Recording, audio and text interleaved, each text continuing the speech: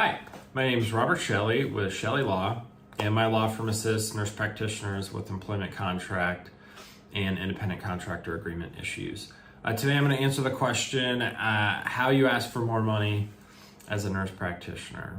So many of you who are maybe finally have been, received your certification as a nurse practitioner, are probably surprised to see that in most employment contracts there are not increases in salary or maybe large increases in salary. In fact, it's pretty rare to see a contract that the initial, let's just say you're on a base salary, increases over time.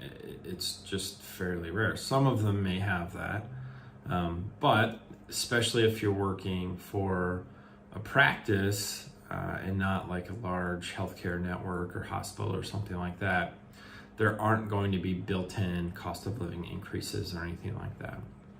So after you have been in a contract, let's just say for a year, what is the best way to approach asking for a raise? So let's discuss some initial things first.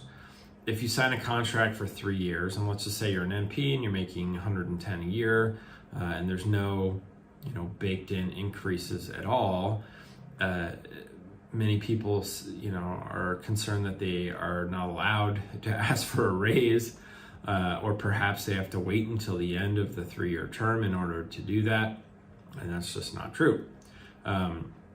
You can ask for a raise at any time. Your employer can always say no, but if you have been a productive employee, there is no reason why you can't ask for an increase in compensation. And let's kind of go through some tips on how to do that. So asking for an increase prior to a year of employment is, in my opinion, a pretty bad idea. It generally takes around 12 to 18 months for someone's practice to reach maturity. And so you're just not going to have the data necessary to back up why you should receive a raise until at least a year's worth of data. Now, you also have to think you're going to build up over time. Your practice is going to increase, your volume should increase, your efficiency should increase once you're with the practice. So even having 2 years of data might be even better.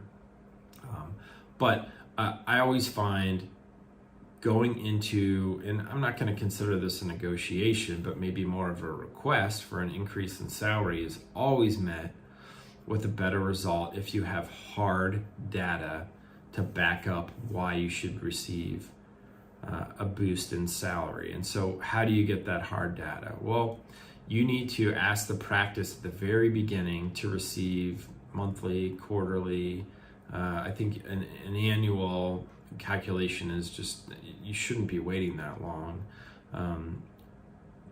That kind of lets the NP know exactly how much they're making. And so it's going to depend upon the contract itself. So if let's just say you have a guaranteed base salary, then you have multiple options to kind of gauge how, productive you are. It could be through net collections to the practice based upon your services. It could be through potentially RVUs. Other practices can maybe just do it based upon encounters, how many patients you're seeing in a day.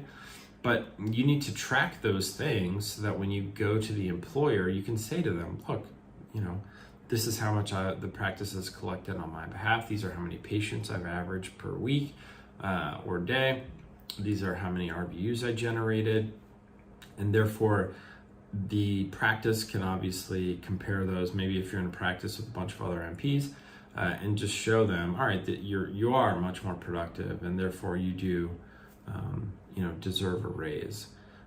If you just go to the employer and state, I think I've done a good job, I want a raise, it's just not as effective as providing them with hard information to go off of. Now, once you have that data, how do you know if it's good or not? Well, there are services out there, the MGMA, that kind of have national averages on RVU production per year for an NP, total compensation for an NP, net collections for an NP per year. So if you can get access to that data and then bring that to the employer, then you can show them, I'm being compensated at maybe the 50% level, but my productivity is in the 75th percent level. I'd like a raise that reflects my productivity. That's the best way of handling it. Just going to them and just say, I deserve a raise with nothing to back it up. You just will not get the kind of reception that you might be hoping for if you don't have hard data to back it up. Now, when you do approach the employer about getting the raise, the best way is just say, hey, I'd like to sit down and talk, when you have a minute. And then if you do have numbers, then bring them with you, print them out, show them to the employer, and then go through why you would like a raise. Maybe they've been thinking about giving it to you and you just haven't asked. If the employer just straight up says no, it's absolutely within their purview to do that, but then you need to, I guess, make a decision of whether no ability to have any kind of increases in salary would lead you to kind of look for other positions. Some employers will cave quickly once you give them notice that you are leaving, or even if potentially looking for new jobs. Like, until they are forced to give you the boost in compensation, they may not. So it may take you giving the whatever the notice is in your contract, 60, 90 days, for the employer to finally say, okay, I'll give you that boost in compensation. Well, hopefully that was helpful. If you have any questions about your employment agreement or independent contractor agreement, feel free to contact my law firm at the phone number listed below in the description. You can reach us through our website listed below as well. So anyway, hopefully that's helpful. Take care.